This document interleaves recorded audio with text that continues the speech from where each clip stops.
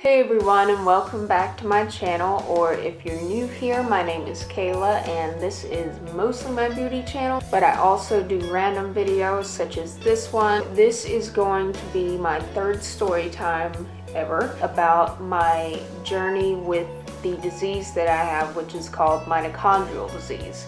And a lot of people have never heard of this disease before, and I'm talking about even some doctors have never heard of it before. It is a very interesting disease, to say the least, and I just kind of wanted to tell my story and all of the struggles that I've had with it, how we discovered it, and that sort of thing. So before we move into my story, I want to explain generally what mitochondrial disease is. Basically, we all have mitochondria in our cells in our body, and the mitochondria are like 90% of the energy that we need to sustain life and for like our internal organs to function. Mitochondrial disease, as you can maybe guess, is when the mitochondria malfunction in the cell. It causes organs to either slow down or stop working correctly or fail to work at all. Mitochondrial disease can be fatal. A lot of people die from this disease. There are so many different kinds of mitochondrial disease. So the symptoms are very, very different from person to person.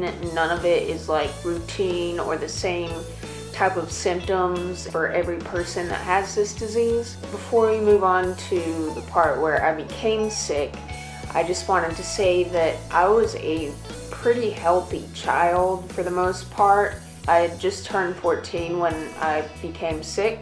I had never really had that many health issues prior to that. The only things that I kind of struggled with was some pretty severe hearing loss that they discovered when I was pretty young. I had some issues with my kidneys when I was young. I kept urinary tract infections a lot, but I never really had that many issues as a child. In January of 2006, I was in the 8th grade and I was obsessed with basketball. Like, it was my life. I played on my school's team. I was very good at that sport. So when I was in 8th grade, they were allowing me to play some of the games on the high school girls team. That year, I played both middle school and high school games. I was a very small person, pretty much like a shrimp compared to the high school girl. On the very last game of the season, of course, we were at an away game and I stole the ball from one of the opponents and I was gonna go down the court and do a layup. Two of the girls from the opposing team, very big girls might I add, very tall and very stocky, were like running equally with me, and they got right ahead of me right as I was about to go up for layup. I jumped pretty high apparently, and I basically jumped up and they blocked me, and I basically fell over the top of both of their heads. Fell like this onto the hardwood court on the back of my neck, and my head also slammed onto the wood floor. I thought I was okay, and when I started to get up, I passed out. So they ended up having to drag me off of the court, and I went to the sidelines and just kind of hung out there. I ended up going to the emergency room, and they pretty much just said that I had a concussion from hitting my head. When I fell, I also injured my left collarbone really badly, and it was actually this area where the clavicle meets the sternum, shredded the cartilage and basically dislocated it, and nothing was holding it in. It was a very, very painful injury, and I ended up having 2 different surgeries on it, and basically they just put like an Achilles tendon from a cadaver, which is a body that has passed on, and they donate their organs or tissue or whatever. I used that to keep the bone in place because it was completely like dislocated and sticking out like out here. That was a whole ordeal on itself. I ended up getting like severe whiplash, and that was very painful and very sore. But other than that, like, that was kind of the extent of my injury. Pretty much from that point forward, I just slowly started to develop like weird health issues. One after another, it was like a snowball effect, and we had no idea what the heck was going on. We figured it had to be one sole thing that was causing all of these problems with me. We would be here for like a week if I told you every single thing. The first thing that happened was my esophagus like completely screwed up. I couldn't even swallow my own saliva. It was that bad. It was spasming really bad and closing up on me. The sphincter in my stomach ended up being like completely eaten away by acid, and they had to take the top of my stomach and wrap it around the base of my esophagus so that it would keep food in my stomach. So that was a whole ordeal. I ended up developing this disease called gastroparesis, and this was also caused by the mitochondrial disease. Gastroparesis basically means stomach paralysis. So basically my stomach was paralyzed. Your whole digestive system has this thing called peristalsis, where the muscles squeeze the food through the entire digestive system, and my stomach was not doing that. So when I would eat food, it would just build up, and then I would just throw it all up and not be able to digest it. So eventually they had to put a NJ tube in my nose, which went down the back of my throat and into my small intestine, and they would feed me through that tube like a really high caloric formula, almost like baby formula, to sustain my weight as much as possible because I couldn't consume food at all. I was hungry a lot of the times when I wasn't nauseated. When I didn't even eat food, I would still throw up. I guess my stomach couldn't even hold its own bile and acid. So they did the feeding tube in the nose for a few months, and then they ended up seeing that I was probably going to need a feeding tube for quite a long time. So they decided to take the one out of my nose and surgically insert one into my abdomen. Basically, they just create a stoma or a hole in your abdomen, and they put the tube through that, and the tube that I had is called a J tube, and it goes into your small intestine just like the tube in the nose did, but it's going through your abdomen and it's not affecting like your face. And they did that as an open surgery. Then later I also ended up getting another tube, which was not for feeding, but it went into my actual stomach, and it was a bigger round tube, and it was a G tube. It was only to drain the bile and acid out of my stomach so that I wouldn't be throwing up so much or being as nauseated. So whenever I would just feel really sick or feel like I wanted to throw up, I would just open the tube and empty it out into the toilet. So basically I had two tubes, one for feeding and one for draining in my abdomen. Also my large intestine, which was called a colon, it actually completely stopped working, and it was just basically a dead organ in my body, serving me no purpose but causing me problems. This may be a little bit of TMI, but your colon is like the last little area that your food goes before you expel the waste. Since my colon did not work at all, I would end up going like 3 months without going to bathroom number 2. That's how bad it was. And then from that also I ended up getting appendicitis, and they had to remove my appendix.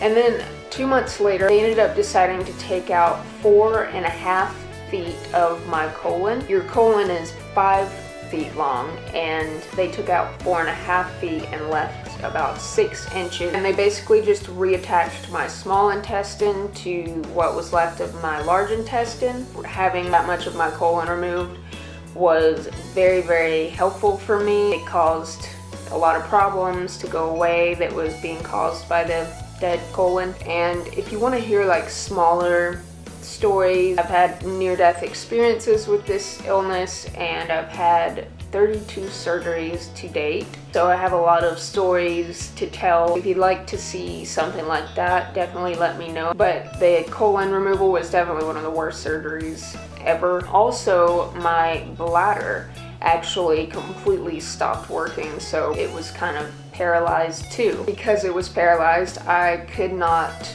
pee at all. I had to end up catheterizing myself, which is basically sticking a catheter into your bladder. The urine just comes out through the tube and into the toilet. It was a very painful process, and I had to do that multiple times a day. After about 6 months of having to do that, they ended up putting a pacemaker or a stimulator in my lower back, and the electrodes attached to my bladder, and it actually stimulates my bladder and helps it to contract so that I can pee like a normal person. That was definitely very helpful and very much changed my life. So that is still in my lower back today, and I pretty much just have to get the battery changed. I actually just had it changed last August. So I had a surgery to replace it. It has definitely helped, and I no longer have to catheterize myself. I mean, I do still have issues with getting chronic urinary tract infections, so I do still struggle with that, but it's nothing compared to what it used to be. In 2011, I actually had another stimulator or pacemaker placed in my body on the right side, just below my ribs, inside my abdomen, to help my stomach contract the same way the bladder one did. I wanted to quickly mention that I have other laparoscopic scars, like the ones where the arrows are pointing, from like multiple different like laparoscopic surgeries. Also, they went on through my actual belly button multiple times, which is why it looks kind of weird. And they also reopened some of my larger incisions. The vertical scar from the colon surgery goes like all the way down to the pubic area, which I obviously couldn't show the rest of it. And of course there are 2 on my chest from the clavicle surgeries, and 1 large one in like my left under boob from the chest tube, and several large scars on my ankles from 5 different ankle surgeries that I had for like congenital bone issues, and of course 1 on my lower back right above my butt from the bladder stimulator. And there's just like other scars from the other surgeries that I just can't show the public because that would be called nudity, so I just wanted to throw that in there. That was probably one of the most miraculous surgeries that I had, because about 3 months later I ended up not even needing to use my feeding tube anymore. I was able to eat enough to sustain my weight. I was still really skinny, and I'm still pretty skinny. I constantly struggle with keeping my weight up to a healthy number, and I just kind of kept the G-tube for several more months after that. And then it just kind of came out one day, and I decided to throw it away and just let the hole close up. So those 2 stimulators that I still have today, they have been life-changing and have helped me so much, along with having the colon removed. My heart and lungs were also affected. I never had asthma before this incident of me becoming sick, and I just developed asthma for whatever reason from this disease. Also, it affected my heart, and it caused me to have an irregular heartbeat, and it also caused me to have a lot of fluid around my heart, making my heart harder for it to pump, and also causing me a ton of chest pain. And they monitored that for a while with ultrasounds and such, and then they ended up having to actually perform heart surgery on me to create like a little window to remove the fluid, and also just so that when the fluid starts to build up, that it just drains out into my body and doesn't like suffocate my heart. Also ended up finding a ton of fluid in my lungs. So after I woke up from that heart surgery, I woke up with a really large tube about that big around sticking out right below my left boob. And it went into my lungs, and it was so freaking painful. They basically just had that chest tube in my lungs for like 3 or 4 days while I was in the hospital, and it just drained out all of the fluid that was in my lungs. My hormones are completely out of whack. Some of the hormones are like completely non-existent, and others are just out of whack, which causes me to have extremely irregular periods. I'm fine in the reproductive area as far as like anatomy goes. It's mostly just the hormones. My gallbladder also stopped working completely. It stopped emptying out, and it was also making me super sick and hurting me a lot, so they ended up removing my gallbladder as well. That's pretty much the gist of the problems that were just popping up one after another. Like, it didn't all hit me at once. It was just over a period of time, just one after another, and it's like I couldn't get a break. So basically, after I got hurt and became sick, I did not attend school regularly at all. I went back for like one semester when I got a little better in like freshman year, I think. But after that, I ended up getting really sick again and not being able to do it. So I just kind of had to do my work from home. And I'm very proud to say that I still graduated with my class and graduated on time, and I was able to get valedictorian. I was very dedicated to getting good grades, but I was kind of a dork or nerd in that sense. I know you're probably wondering, Kayla, how do you develop some sort of disease from falling and hitting your head and hurting your collarbone? It wasn't the injuries from that incident itself that caused this. Basically, I have had mitochondrial disease all my life. I was born with it. Mitochondrial disease is not contagious, so if you're around me, you can't catch it from me. And it's also genetic. It skips several generations. My great grandma or grandpa could have had it, and they didn't have the technology back then to diagnose things like that. I happen to be the generation that it went to next, so that's kind of how it works. You have to be born with it in order to have it. The reason that I didn't have too many issues before the basketball injury, as my doctor had too many issues before the basketball injury, described it was lying dormant in my body and not really causing too terribly many problems. I had never gotten severely injured like that before, so when I got injured, it caused a lot of stress on my body that my body had never experienced before, and just caused my body kind of to be like in freak out mode. When my body went into freak out mode, it caused the mitochondrial disease to come to life. It basically awakened the disease that was lying dormant in my body. That's how the injury technically caused the mitochondrial disease to become a really huge problem. It took years to be able to figure out what was causing all of my issues. It was very frustrating. We went to two different Mayo clinics, one in Jacksonville, Florida, and one in Rochester, Minnesota. And the only way that they brought up mitochondrial disease was that they discovered that I had the exact same type of hearing loss that mitochondrial disease causes. That is what kind of sparked the idea of pursuing that theory that I had that. Kind of looked up a doctor that specialized in that and found one not too far from me, and she did an official test for mitochondrial disease, and it came back as that I had mitochondrial disease.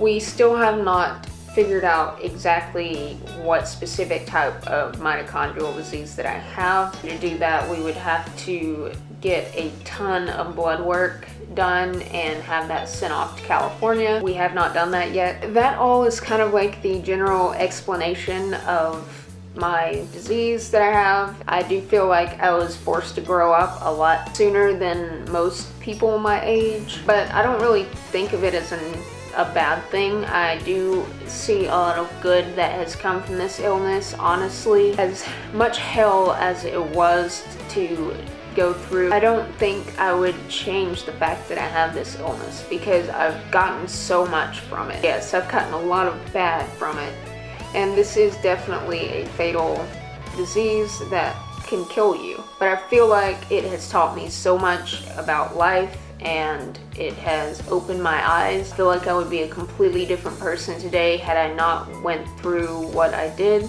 It also just taught me, perseverance and patience. I just feel like I am a better person because of what I went through. As much negative things as it brought, I still like to look at the bright side. While a lot of the surgeries and treatment things that I had done helped me to be able to live a much more normal life than I was living before. I still deal with issues, but honestly I feel like I can't really even complain considering how sick I was before, because I went probably about 4 years without consuming any kind of food. I've always loved to eat, so I would just watch Food Network every day, and I would look in magazines and look at food and just go stare in the pantry at the food and imagine how good it would taste.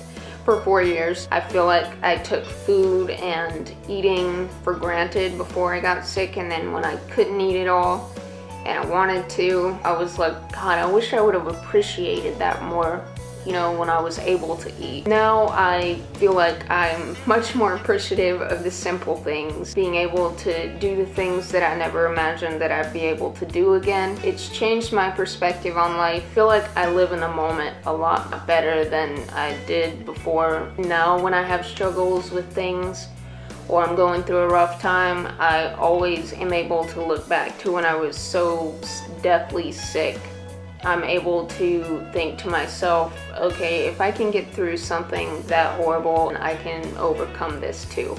I could just go on and on about the positive things. I also never would have gotten through without my wonderful mother and my wonderful father and my wonderful little sister who took the most amazing care of me the entire time I was sick. Having to see her older sister and having to see their daughter go through such an awful thing and living every day not knowing if they're gonna lose me or not. Couldn't imagine having to go through that. They're all very, very strong. So that is basically the general explanation of my illness or my medical journey and my life with mitochondrial disease. To be honest, I thought that I would never have a good quality of life again. So to be able to live a decent quality life as normal as a person with mitochondrial disease can get, I feel forever grateful. I know this video and story is kind of all over the place and maybe it was confusing and not in the right order, but I just kind of wanted to give a general explanation and kind of give you guys some insight on the disease that I live with and the things that I've gone through. I want to be able to help other people and be an inspiration to people that are going through rough times themselves, whether it be with health issues or life issues that all of us go through. I want to be able to show others that if you persevere and you remain patient and keep chugging along, it's worth it in the end. Life is worth it. There was so many times when I was so sick that I literally wanted to die. And I didn't even want to go on, but I'm so glad that I did. You can too. You are stronger than you realize. Nonetheless, I hope that you enjoyed hearing my story, and I truly appreciate you taking the time out of your day to listen to my story. Don't forget to hit that subscribe button down below and the little bell right next to it so that you can be notified when I upload future story times on this topic. Give this video a thumbs up if you enjoyed or maybe if it inspired you. I hope you are having a wonderful day or a wonderful night wherever you are, and I will see you all in my next video. Bye.